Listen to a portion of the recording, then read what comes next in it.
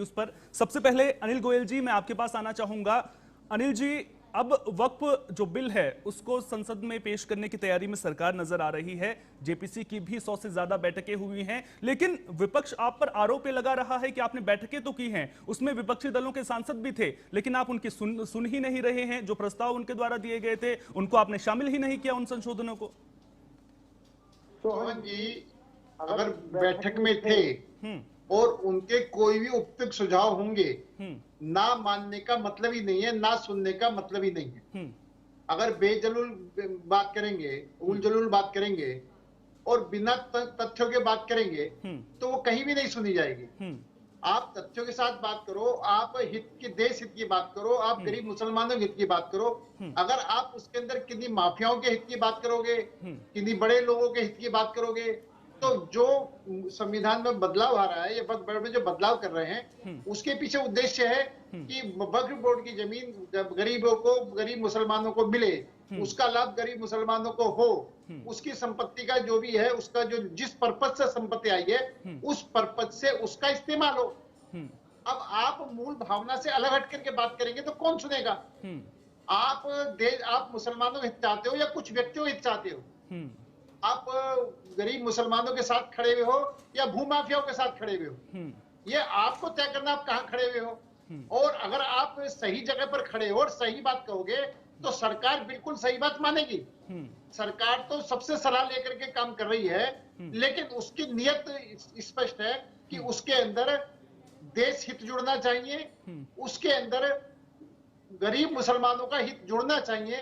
वक्फ board पर अगर बात करते हैं तो वहां के गरीब मुसलमान हैं, उसका फायदा होता दिखाई देना चाहिए। और उस किसी भी हर सुझाव का हम आज भी स्वागत करते हैं और इससे पहले हमने हमेशा स्वागत करा। अनिल जी, लेकिन विपक्ष ये भी तो आरोप लगा रहा है ना आप पर कि जो ये आप बिल लेकर के आ रहे हैं ये अनकॉन्स्टिट्यूशनल है। जो धर्म की स्वतंत्रता का अधिकार जो संविधान देता है वो अब नहीं मिल रहा है। साथ ही साथ में आरोप आप पर यह भी बड़ा लग रहा है कि जो मुसलमानों की संपत्ति है उसको सरकार छीनने की कोशिश कर रही है। इस पर क्या जवाब है आपका? नहीं, आप मुझे ये बताओ कि वक्फ बोर्ड बना 1955 में, उसके बाद में इसके अंदर संशोधन हुआ 2013 में, अब 1995 में संशोधन हुआ। दोनों बार कांग्रेस की सरकार थी, क्यों संशोधन हुआ? इसका मतलब वक्फ बोर्ड में संशोधन की आवश्यकता थी तो संशोधन करे गए। इसमें जमीन हड़पने का सवाल कहां से आ रहा है? कोई जमीन नहीं हड़प रहा। हम तो ये है, निश्चित तौर पर वक्फी जमीन है, जिस नियत से वक्फ को जमीन मिली है, जिन्होंने वक्फ को जमीन दान करा है, उसके अंदर जिन्होंने टर्म्स कंडीशन लिखी है, उस टर्म्स कंडीशन और उन जमीन का वो उपयोग होना चाहिए। वो किसी भी भूमाफिया के पास या किसी भी आदमी पर कब्जे में नहीं रहनी चाहिए। जो उसका इस्तेमाल दानदाता ने करने के लिए दिया है उसका इस्तेमाल होना चाहिए। और वक्फ बोर्ड की जो संपत्ति है उसके पास जो पेपर हैं, वो सरकार के पास पेपर जमा करे, उसका रजिस्ट्रेशन करे, वो उसकी मालिक है। आप इसके अंदर फर्क क्या है कि जिन्होंने कब्जे कर रखे हैं या जो इसका उनका निजी उनका लाभ है वो उनको बेचैनी हो रही है और वो अपने शरीफ मुसलमान भाइयों को जो उनको बहका करके सड़कों पर उतारना चाहते हैं।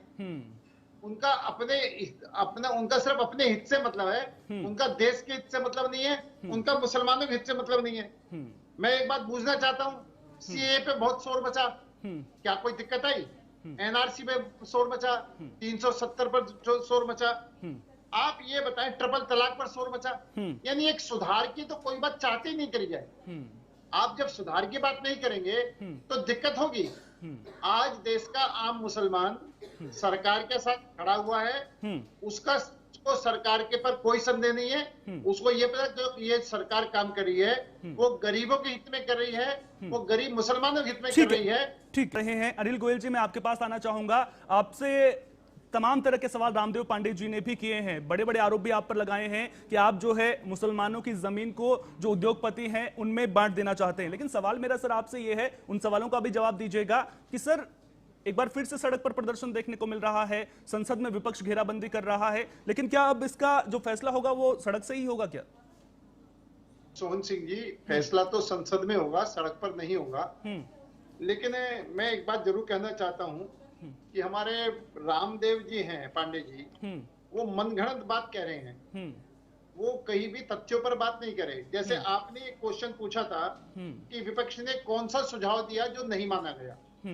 उनको पता ही नहीं है। कोई सुझाव देते, तैयारी करके आते, तो उसका इनके पास जवाब होता।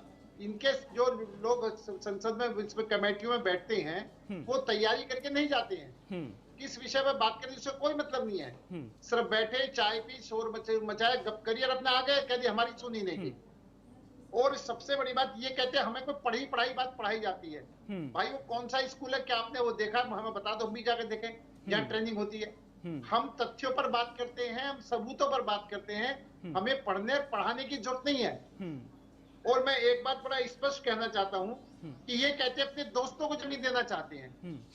इस वक्फ बोर्ड के संविधान में कहां पर कौन सी लाइन ऐसी लिखी है जिस लाइन से ये बात जारी हो कि इससे दोस्तों पर जमीन जारी है या किन्हीं को हम देना चाहते हैं। हम तो सिर्फ जिनकी जमीन है उन्हीं को मिले, उन्हीं को उनका हक मिले। और गरीब मुसलमानों की जमीन गरीब मुसलमानों को मिले। जहां पर जिस जमीन के लिए दानदाताओं ने जिस उपयोग के लिए जगह दी है उसका वो उपयोग हो, और वो उपयोग के अंदर भी गरीब मुसलमानों के हित में हो। और संशोधन की बात जहां तक है, इससे पहले कांग्रेस ने संशोधन करे थे। इसका मतलब यह है कि निश्चित तौर पर समय समय पर संशोधन की आवश्यकता होती है। सरकारें संशोधन करती हैं, सरकारों को संशोधन करने का अधिकार है। और जब ये कर सकते हैं तो ठीक है, हम कर रहे हैं तो गलत है। हाँ, अगर उसके अंदर कोई भी धारा गलत है, उसके अंदर कोई चीज गलत है, तो ये आज भी बताएं कि भाई इसके अंदर इसमें इस काम में मुसलमानों हित नहीं है।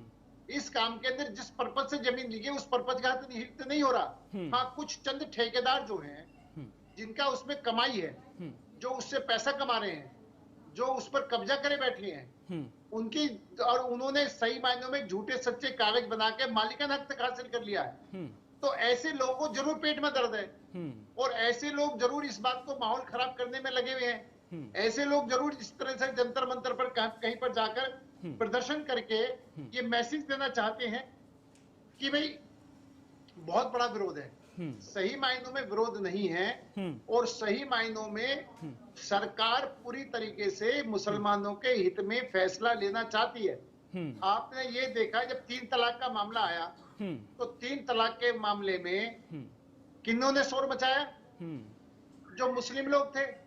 आज उनकी घरियों, आज उनकी पत्नियां, महिलाएं खुश हैं और परिवार ठीक तरह से चल रहा है। इसके अंदर हमने मतलब इसके अंदर हमें क्या दिक्कत थी?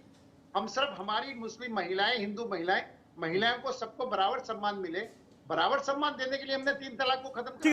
बहुत बहुत शुक्रिया आप सभी मेहमानों का, आप हमारे साथ में जुड़े और आपने इस चर्चा में हिस्सा लिया। तो वक्त पर घमासान लगातार देखने को मिल रहा है, संसद से लेकर सड़क तक सियासत खूब देखने को मिल रही है। लेकिन अब देखना दिलचस्प होगा कि इस तमाम प्रदर्शन के बीच सरकार संसद में इस वक्फ अमेंडमेंट बिल को कैसे पास करवाती है।